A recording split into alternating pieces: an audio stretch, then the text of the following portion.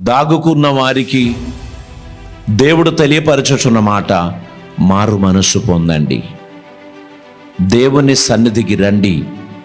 మనం ఎప్పుడైతే దాగుకోవడానికి ఆశిస్తామో, ఎప్పుడైతే మరుగై ఉండడానికి ఆశిస్తామో, అప్పుడు మనలో పాపం పొంచి ఉన్నది, అప్పుడు మనలో పాపం ప్రవేశించి ఉన్నది, అప్పుడు మనం పాపమునకు అధీనమై ఉన్నాం, మనం పాపమునకు లోబడిన వారమై ఉన్నాం. పాపం మనలో ఏలుచున్నప్పుడు ప్రార్థన చేయాలనే ధైర్యం మనకు రాదు. పాపం మనలో ఏలుచున్నప్పుడు వాక్యం చదవాలని మనకు అనిపించదు. పాపం మనల్ని ఏలుచున్నప్పుడు మందిరానికి వెళ్ళాలని మనకు అనిపించదు. పాపం మనల్ని ఏలుచున్నప్పుడు సహవాసం ఇష్టపడరు. దైవజనులు కనబడితే పక్కకు దాగుకుంటారు. దాని కారణం దేవునితో మనకున్న సహవాసం మనం పోగొట్టుకున్నాం.